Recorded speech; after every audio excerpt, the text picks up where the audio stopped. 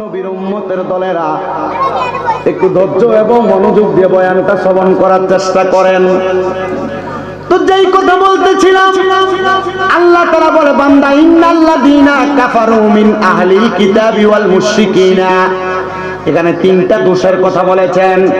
নিশ্চয় যারা কুফরি করে, দুই নাম্বার যারা আহলে কিতাব, তিন নাম্বার যারা মুশরিক, এই তিন প্রকারের ব্যক্তির কথা বললে আমার বয়ান শেষ হবে।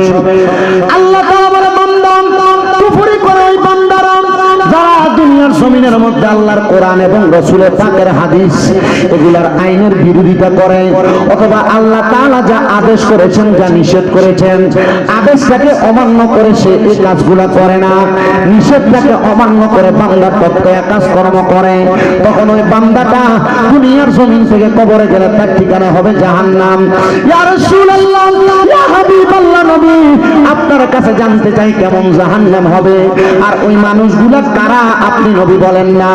নবী আমার বলে এক নাম্বার ওই মানুষগুলা যারা দুনিয়ার জমিনের মধ্যে মদ্যপান করে, নেশা করে, দুই নাম্বার যারা দুনিয়ার জমিনের মধ্যে চুরি করে, তিন নাম্বার যারা জিনা ব্যভিচার করে, ওই মানুষগুলা দুনিয়ার জমিনের মধ্যে কুফরি কাজ করে।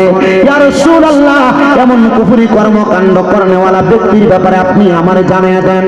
নবী আমার বলে দুনিয়ার জমিনের মধ্যে যে ব্যক্তি মদ পান করে, মদ পান করার সময় ওই ব্যক্তির ঈমান থাকে না, সে কাফের হয়ে যায়।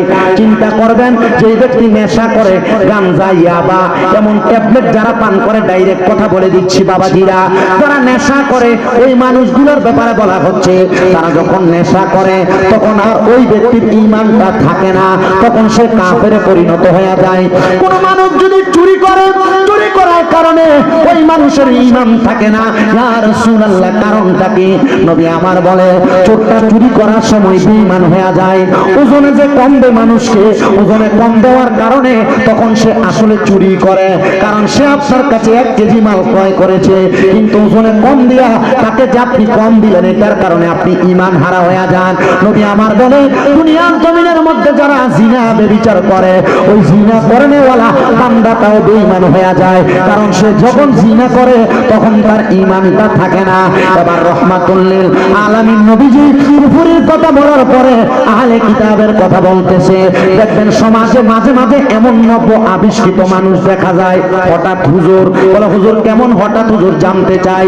এ ব্যক্তি এসে বলবে তুমি যে কথাটা বললে কথাটা কোরআনে আছে কিনা, হঠাৎ করে বলবে এই কথাটা কোরআনের কোন জায়গায় আছে। মনে রাখবেন মুসলমান, আল্লাহ তাআলা ইসলাম ধর্ম শুধু কোরআনের মাধ্যমে সমাধান দেন নাই, আল্লাহ তাআলা ইসলাম ধর্মটাকে যেমন কোরআন দিয়ে সমাধান দিয়েছেন, তেমন হাদিস দিয়ে সমাধান দিয়েছেন। কোরআনের মধ্যে যেই কথাটা আছে সেই কথাটার পরিপূর্ণতা আল্লাহ তাআলা হাদিসের মাধ্যমে দিয়েছেন। এটার একটা উদাহরণ হইল কোরআনের নামাজের কথা আছে না নাই? কথা বলেন আছে না নাই? মুহাব্বতে বলেন আছে না নাই? কোরআনের নামাজের কথা আছে, কিন্তু ফজর, যোহর, আসর, মাগরিব, এশা এই নামাজের কথা যে কোরআনে আছে, কিন্তু এই নামাজ, ফজরের নামাজ আমরা পড়ি কয় রাকাত? 4 রাকাত। যোহরের নামাজ 12 রাকাত, আসরের নামাজ 8 রাকাত, মাগরিবের নামাজ 7 রাকাত, এশারের নামাজ 15 রাকাত, কিন্তু এই রাকাত গুলার কথা কিন্তু কোরআনে না। রাকাত গুলার কথা কোরআনে নাই। মারহাবা বলেন, বলো হুজুর কোন জায়গায় আছে? এই রাকাত গুলার কথা আছে হাদিস শরীফের মধ্যে। মারহাবা বলেন, এই রাকাত গুলার কথা আছে হাদিস শরীফের মধ্যে। তাহলে মুসলমান ইসলামটাকে বুঝতে হবে কোরআন এবং হাদিসের সমন্বয়ে। কোরআন এবং হাদিস সমন্বয় করে যখন আপনি বুঝবেন তখন আপনি মুমিন। কিন্তু কোন মানুষ যদি কোরআন বুঝে, কোরআন বুঝা এই কোরআনের অপব্যাখ্যা করে, আল্লাহ তাআলা তার ঠিকানা রাখবে জাহান্নামে। এবার 3 নাম্বার যেই কথা বললেন মুশরিকিন। মুশরিক কারা? যারা দুনিয়ার জমিনের মধ্যে আল্লাহ ছাড়া কারোর সাথে শিরিক করে, আল্লাহ ছাড়া কারোর ইবাদত করে, আল্লাহ ছাড়া অন্য কারোর কাছে কোনো কিছু চায়, ওই মানুষটা মুশরিক হয়ে যায়। মুসলমান ও কাপ্তান বাজার এলাকার ভাই বাবারা, বন্ধুরা, ওই মানুষগুলোর ঠিকানা ফিনা নারী জাহান্নামা, ওই মানুষের ঠিকানা হলো জাহান্নাম। কেমন দিন থাকবে, কতদিন থাকবে? নবী আমার বলে ওই জাহান্নামের মধ্যে একটা মানুষ সর্বনিম্ন 3000 বছর থাকবে। 3000 বছর ওই জাহান্নামের মধ্যে থাকার কারণে ওই মানুষকে স্বাভাবিক শাস্তি দেওয়া হবে না। জাহান্নামের আগুনের মধ্যে মানুষটাকে 1000 বছর জ্বালাইবে। 1000 বছর জ্বালানোর কারণে ওই মানুষটা যখন জাহান্নামে প্রবেশ করবে, জাহান্নামের আগুনের রংটা থাকবে লাল বর্ণের, কিন্তু 1000 বছর জ্বালানোর পরে জাহান্নামের আগুনের রংটা সাদা হয়ে যাবে। এবার আরো 1000 বছর জাহান্নামের আগুনকে জ্বালানো হবে। 1000 বছর জ্বালানোর পরে জাহান্নামের আগুনটাকে এবার কালো বানানো হবে। আরো 1000 বছর জাহান্নামের আগুনটাকে জ্বালানো হবে। এবার 1000 বছর জ্বালাইয়া বান্দাকে জাহান্নামের মধ্যে কথা বলার সুযোগ দেওয়া হবে। তাকাসসুর নামক একটা জায়গার মধ্যে 3000 বছর জ্বালায় আপনাকে আমাকে দাঁড় করানো হবে। যদি আপনি বেনামাজি হন, যদি আপনি হারামখোর হন, যদি আপনি দুনিয়ার জমিনের মধ্যে আল্লাহ তাআলার ইবাদতকারী বান্দা না হন, যদি আপনি কুফরি করনেওয়ালা হন, যদি আপনি মুশরিক হন, কিন্তু নামাজি যারা, ইমানদার যারা, তাদের ব্যাপারে একটা সুখবর আছে। কোরআনের মধ্যে আমি আয়াতের পরে ব্যাখ্যা করতেছি। আল্লাহর নবী বলে ওই জাহান্নামের মধ্যে যখন তোমারে প্রবেশ করানো হবে, সর্বনিম্ন 3000 বছর জাহান্নামের আগুনে জ্বালানো হবে। আর এই আগুনে জ্বালাইয়া 3000 বছর পরে বলা হবে বান্দা কি বলবা বলো। তখন বান্দা 3000 বছর আগুনের মধ্যে পুড়তে পুড়তে শরীরটা এমন আংরা হয়ে যাবে, বান্দা বলবে পানি পানি পানি বলে বান্দা 3 বার চিৎকার করবে। চিৎকার করার পরে বান্দাকে কি পানি দেওয়া হবে? আপনার মনে কি একবার প্রশ্ন জাগে না, হুজুর লোকটা তো জাহান্নামী, লোকটাকে কি পানি দেওয়া হবে? নবী আমার বলে উম্মত, জাহান্নামী বান্দাটারে কি পানি দেওয়া হবে? তার উত্তর জানতে চাও? হ্যাঁ, পানি দেওয়া হবে। নবী গো, কেমন পানি দেওয়া হবে? আমরা দুনিয়াতে পানি যখন পান করি, আমাদের পানির গ্লাসটা হয় কাঁচের অথবা স্টিলের অথবা প্লাস্টিকের হয়, কিন্তু মুসলমান একটাবার চিন্তা করে দেখবেন, একটাবার চিন্তা করে দেখবেন, অন্ধকার কবরে গেলে আল্লাহ তাআলা কি পানি আপনার পান করাইব? রহমতের নবী উত্তর প্রদান করতেছে, তোমরা যখন পানি পান করবা, ওই জাহান্নামী ব্যক্তিদেরকে একটা আগুনের গরম পাত্র দেওয়া হবে।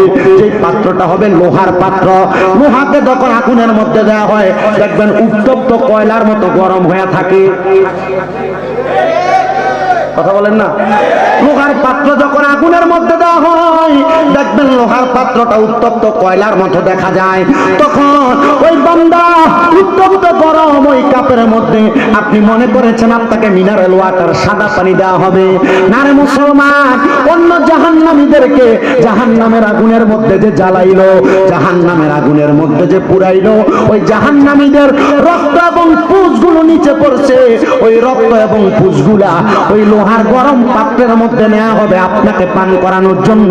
যদি আপনি গুনাহগার হন, ও আমার কাপ্তান বাজারের যুবক, কাপ্তান বাজারের মুরব্বী বাবারা, কাপ্তান বাজার এলাকার পর্দার অন্তরালের মা বোনেরা, আপনি কি গুনার কাজ করতেছেন, কি বাজে কাজ করতেছেন, কি নামাজ ছাড়তেছেন, এগুলার ব্যাপারে আপনাকে কেউ জিজ্ঞাসা করা লাগবে না। রাত্রবেলা ঘুমায়া বালিশের মধ্যে মাথাটা রাইখা ডান হাতের তালুটা আপনার গালের নিচে দিয়া পাগুলা বইটা চিন্তা করবে আপনি যেভাবে চলাফেরা করতেছেন, এইভাবে চলাফেরা করার কারণে আপনি জান্নাতে যাবেন কিনা, আপনি কবরে গেলে কোন জায়গায় যাবেন, জান্নাতে না জাহান্নামে। একবার আপনি চিন্তা করবেন, দেখবেন আপনি আপনার উত্তরটা পেয়ে যাবেন। দুনিয়ার পানির মধ্যে একটা মশা যদি পড়ে, ওই পানি ফালাইয়া দিয়া আপনি 2-3 বার গ্লাসটারে ধুইয়া তারপরে পানিটা পান করেন। কিন্তু মুসলমান, ও আমার যুবক ভাই মুরব্বী বাবারা, চিন্তা করে দেখেন, রক্ত আর পুঁজগুলো আপনাকে দেওয়া হবে পান করার জন্য। আপনি বান্দা তখন পান করবেন কিনা, এটাও তো আপনার মনে প্রশ্ন জাগতে পারে। সাহাবায়ে কেরাম আমার রাসূল সাল্লাল্লাহু আলাইহি ওয়াসাল্লাম নবীরে বলে, ইয়া রাসূলুল্লাহ, ওই উম্মতগুলা কি তখন ওই পানি পান করবে নাকি? নবী আমার বলে, হ্যাঁ পান করবে। নবী গো, এই পানি কেমনে তারা পান করবে? বলে, সামনে কোনো তরল পদার্থ না থাকার কারণে বান্দা ওই অন্য জাহান্নামীদের রক্তপুঞ্জগুলা পান করতে থাকবে। রক্তপুঞ্জগুলা যখন পান করবে বান্দার জিহ্বা সহ পেটের নাড়ি বুড়িগুলা পায়খানার রাস্তা দিয়ে বের হয়ে যাবে। হায়রে কেমন লাঞ্ছনাকর শাস্তি আপনাকে আমাকে কবরের মধ্যে দেওয়া হবে। সাহাবায়ে কেরাম এই কথাগুলা শুনে শুনে কান্না করে, ইয়া রাসূলুল্লাহ এমন কঠিন শাস্তি দেওয়া হবে ওই মানুষগুলার যারা দুনিয়াতে নিকৃষ্ট। নবী আমার বলে উম্মত এই শাস্তি শুধু দেওয়া হবে না, এই শাস্তি শুধু দেওয়া হবে না, কিন্তু যারা নামাজি, যারা ইমানদার, যারা মুত্তাকি, যারা হালাল খাবার খায় এদের ব্যাপারে আমার আল্লাহ তাআলা ঘোষণা করতেছে, হে দুনিয়ার বান্দার দলেরা, আল্লাহ তাআলা ঘোষণা কইরা আপনাকে আমাকে সুসংবাদ দিতেছে। আল্লাহ কয় বান্দা ইন্নাল্লাযীনা আমানু ওয়া আমিলুস সলিহাতি, নিশ্চয়ই যারা ইমানদার এবং যারা নেক আমল করে, ভালো কাজ করে, আল্লাহ কয় উলাইকা হুম খায়রুল বারিয়া, এরা হইল দুনিয়ার জমিনের মধ্যে সবচাইতে উৎকৃষ্ট বান্দা, সবচাইতে ভালো বান্দা, সবচাইতে নেককার বান্দা। ও নামাজীরা তোমাদেরকে আল্লাহ কোরআনে ভালো বলেছে, ও নামাজীরা আল্লাহ তোমাদেরকে কোরআনে ভালো বলেছে, ও জিকির করনেওয়ালারা আল্লাহ তোমাদেরকে কোরআনে ভালো বলেছে, ও দুনিয়াতে হালাল খানেওয়ালা বান্দারা আল্লাহ তোমাকে কোরআনের মধ্যে ভালো বলেছে, ও দুনিয়াতে হালাল ভাবে চলনেওয়ালা বান্দারা আল্লাহ তোমার কোরআনের মধ্যে ভালো বলেছে। তাহলে তুমি ভালোভাবে কেন থাকতে চাইতেছো না? বান্দা কয় ভালোভাবে থাকবো, আল্লাহ তাআলা জান্নাতের মধ্যে আমারে কেমনে রাখবে? একবার চিন্তা করেন, আপনাদের এলাকার মধ্যে যে বাড়ি ভাড়া দেওয়া হয়, দোকান ভাড়া দেওয়া হয়, কেউ যদি বলে একটা বাসার মধ্যে এক মাসের বেতন দেওয়া লাগবে 10,000 টাকা, আপনি কি বাসা না দেখে বেতন ভাড়া রাজি হয়ে যাবেন? বাসা না দেখে রাজি হবে কেউ? সাহাবায়ে কেরাম নবীকে প্রশ্ন করছে, ইয়া রাসূলুল্লাহ আপনি যে বললেন যারা ঈমান আনছেন এবং যারা নেক আমল করছেন তাদেরকে যে ভালো বললেন, এই ভালোটার কারণে আমরা কবরে গেলে কি পাবো? মারহাবা কোন? আচ্ছা কবরে কি পাবো এটা আমাদের জানার দরকার আছে না? কথা বলে না, জানার দরকার আছে না? মানে কি পাবো? নবীজি এদের দিকে তাকায়, মুস্কি মুস্কি হাসে, চোখ মুবারকের পানি পড়ে। ইয়া রাসূলুল্লাহ মুস্কি হাসতেছেন আবার চোখের পানিও পড়তেছে, কারণটা কি? আল্লাহর হাবিব বলে খবরটা বড় সুখবর। জোরে বলেন মারহাবা। ইয়া রাসূলুল্লাহ, ইয়া হাবিব আল্লাহ নবীজি আপনার কাছে জানতে চাই ওই সুখবরটা কি সুখবর? এবার আমার নবী আল্লাহ তাআলার কোরআন তেলাওয়াত করে জানিয়ে দেয়, জাযাউহুম ইনদা রাব্বিহিম জান্নাতু আদনিন তাজরি মিন তাহতিহাল আনহার, আল আনহারু খালিদিনা ফিহা আবাদা রাদিয়াল্লাহু আনহুম ওয়া রাদু আন যালিকা লিমান খাশিয়া রাব্বা। জবান খুলে উচ্চ কণ্ঠে জোরে জোরে পড়েন না সুবহানাল্লাহ। দুনিয়ার মুসলমানেরা, ও কাপ্তান বাজার এলাকার যুবক, একটু মনোযোগ দিয়ে বয়ানটা শ্রবণ করার চেষ্টা করবা। আল্লাহ কয় বান্দা তোমার কেমন শান্তি দেওয়া হবে কবরের মধ্যে? জাযাউহুম ইনদা রাব্বিহিম, আমার আল্লাহর কাছ থেকে তুমি বান্দা একটা পুরস্কার পাইবা। আল্লাহ কি পুরস্কার আপনার কাছে আমরা জানতে চাই। আল্লাহ কয় বান্দা ওই পুরস্কারের নাম হলো জান্নাতু আদনিন, ওই পুরস্কারটার নাম হলো জান্নাতুল আদন। আল্লাহ তাআলার 8টা জান্নাতের মধ্যে আল্লাহ তাআলা কয় বান্দা শুই গেল, ওই জান্নাতের মধ্যে একটা জান্নাতের নাম হলো জান্নাতুল আদন। যারা দুনিয়াতে ঈমান আনে, যারা দুনিয়াতে নেক আমল করে, তাদেরকে আমার আল্লাহ তাআলা দুনিয়ার জমিন থেকে কবরে যাওয়ার পর একটা পুরস্কার দিবেন। ওই পুরস্কারের নাম হলো জান্নাতুল আদন। সাহাবায়ে কেরাম বলে, ইয়া রাসূলুল্লাহ, ওগো নবীজি ওই জান্নাতুল আদনটা দেখতে কেমন? আমার নবী বলে তাজরি মিন তাহতিহাল আনহার। ও নবী কেমন এটা তো আমরা বুঝতে চাই। নবী কয় সুন্দর, তাজরি এত সুন্দর, তাহতিহাল আনহার, ওই জান্নাতের নিচে দিয়ে একটা নহর প্রবাহিত হবে। কি নহর প্রবাহিত হবে? একটু মনোযোগ দিয়ে শোনেন।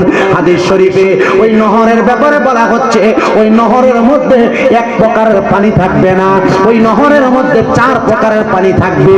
দুইটি নদীতে সাদা পানি প্রবাহিত হয়, কিন্তু জান্নাতের নদীতে 4 প্রকারের পানি প্রবাহিত হবে। ইয়া রাসূলুল্লাহ ওই নদীটা কোনটা? নবী আমার কয় র আলিফ জিম বা, ওই নদীর নাম হলো রজব নদী। ওই নদীর মধ্যে 4 প্রকারের পানি থাকবে। 1 নাম্বার পানির নাম হলো ইন্না আতাইনা কাল কাউসার, হাউজে কাউসারের পানি। 2 নাম্বার পানির নাম হলো সারাবান তাহুরা, পবিত্র পানি। 3 নাম্বার পানি হইল জান্নাতের দুধ। 4 নাম্বার পানি হলো জান্নাতের আলাদা একটা স্পেশাল শরবত। ও নবী, ওই 4 প্রকারের পানি কারা পান করবে? এবার হাদিস শরীফের মধ্যে বলতেছে 1 নাম্বার কাউসারের পানি তারা পান করবে যারা দুনিয়াতে আল্লাহ এবং রাসূলকে তার জানের চাইতে বেশি ভালোবেসেছে। ও মুসলমান, কাপ্তান বাজার এলাকার মানুষ, আপনারা বলেন আমাদের অন্তরে আল্লাহ এবং রাসূলের ভালোবাসা বেশি বেশি আছে না নাই? বলে হুজুর আছে, কথা সত্য, আমরা নামাজ পড়ি না। আল্লাহর নবী কয় যারা বলে আমরা মুখে বললাম আল্লাহ রাসূলকে ভালোবাসে, কিন্তু তারা ইবাদতের দিক দিয়ে কাঁচা, এরা মিথ্যুক, এরা আমাদের দলভুক্ত নয়। আপনি বলতেছেন মুসলমান, কিন্তু মুসলমান যা করা দরকার আপনি তা করেন না। নবী কয় এরা মিথ্যুক, এরা আমাদের দলভুক্ত নয়। যদি আমরা দাবি করি মুসলমান, যদি আমরা দাবি করি মুসলমান, নবী এদেরকে কি বলছেন? মিথ্যুক। আপনি আমি তো দাবি করতেছি মুসলমান, কি আমাদের কথা, কি কথার ধরন, কিন্তু আমরা মুসলমান দাবি করার পর আমাদের অপকর্মগুলা আমাদেরকে রাসূল বলতেছেন যে এরা আমাদের দলভুক্ত নয়। এরা মুসলমান দাবি করলে এরা নামের কামের। আর মোহাব্বতে বলেন না সুবহানাল্লাহ। না না, জোরে কর নাউজুবিল্লাহ। আল্লাহ যেন আমাদেরকে কবুল করে ইসলামের জন্য মুমিন হিসাবে। মুসলমান ইমানদারেরা, আল্লাহ তাআলা যে জান্নাত দিবে, ওই জান্নাতের নিচে দিয়ে নদী প্রবাহিত হবে, পানি হবে 4 রকমের। তাহলে কাউসারের পানি তারা পান করবে যারা দুনিয়াতে আল্লাহ এবং রাসূলকে তাদের জানের চাইতে বেশি ভালোবেসেছে। 2 নাম্বার সারাবান তাহুরা, আপনাদের এই কাপ্তান বাজার এলাকার মধ্যে নেশাখোর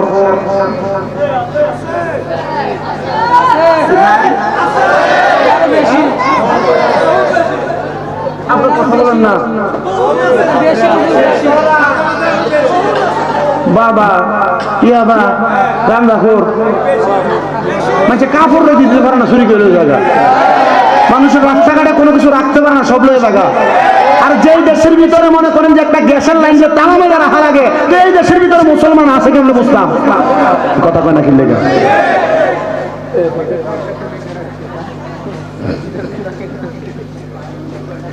মুসলমান মনোযোগ দেন।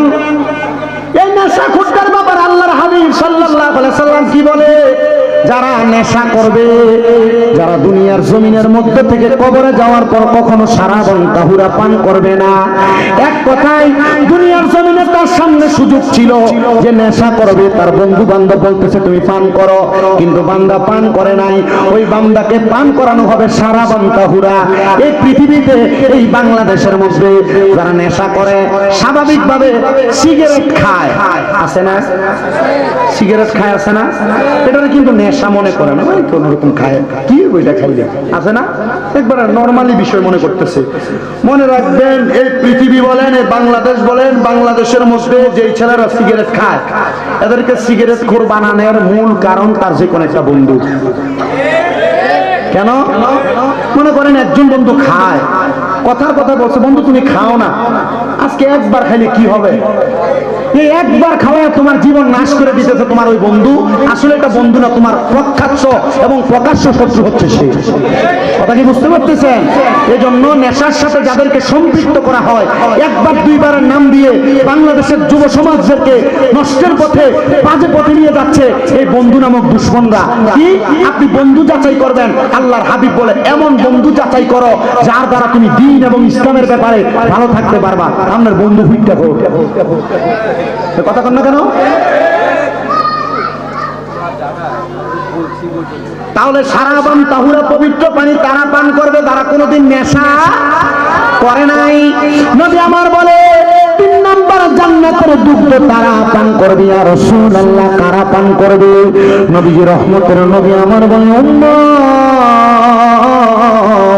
ওই সারাবান তাহুরার পরে জান্নাতি দুধ তারা পান করবে যারা কোনোদিন মানুষের জমি দখল করে নাই, এতিমের হক মাইরা খায় নাই। এবার বলেন আমাদের সমাজের মধ্যে এতিমের হক মাইরা খাওয়া লোক আছে না নাই? অনেক আছে। মা বাপ মারা যাওয়ার পরে বোনকে তার সম্পত্তি বুঝিয়ে দেয় না। অনেক লোক আছে মা বাপ মারা যাওয়ার পরে ভাইয়ের সম্পদ বুঝিয়ে দেয় না। অনেক আছে সমাজের মধ্যে ফিতনা ফাসাদ করে মানুষের সম্পদ নিয়ে অকাট্যভাবে দখল করে খায়। মুসলমান মনে রাখবেন, জান্নাতের দুধ ওই ব্যক্তি কোনোদিন পান করতে পারবে না। নবীজি কেন বলে? ওই ব্যক্তি মানুষের এতিমের সম্পদ ভোগ করার কারণে। আর 4 নাম্বার, জান্নাতি লাবান পান করবে, জান্নাতের স্পেশাল শরবত পান করবে। নবীজি তারা কারা বলে? যারা কোনোদিন দুনিয়ার জমিনের মধ্যে মিথ্যা কথা বলে নাই। মিথ্যা কথা যদি বলেন তাহলে আপনাকে একটা পানি পান করানো হবে, যে পানির নাম হলো তিনাতুল খাবাল। হাদিস শরীফে বলে ওই যে অন্যান্য জাহান্নামীদের রক্ত এবং ফুস। মারহাবা করেন। আপনাদের অতিথি আসছে, একটা তাকবীর দিবেন না? আলহামদুলিল্লাহ পড়েন, মহাব্বতে পড়েন না আলহামদুলিল্লাহ। আপনাদের কি কষ্ট হচ্ছে কোনোভাবে? আপনার কি মনে হইতেছে যে ওয়াজগুলা কাজে লাগবো? পিছন দিয়ে এখন কইতেছে ওয়াজ গরম হইতেছে না, কি লেগে জানি। আমার ওয়াজের ধারাবাহিকতা হলো, আমি আগে আপনাকে কোরআন হাদিস যদি না বলি, কিনা কইছে এক কলম ফেরে আমি ওয়াজ করতেছি। আমি পড়ালেখা করতেছি, আমি স্টুডেন্ট। কুমিল্লা আলিয়া মাদ্রাসায় কামেল ফার্স্ট ইয়ার, মানে প্রথম বর্ষে পড়তেছি। কুমিল্লা আলিয়ায় বাংলায় অনার্স ফাইনাল ইয়ারে পড়তেছি। আমি যা পড়তেছি আপনাকে তা বলতেছি।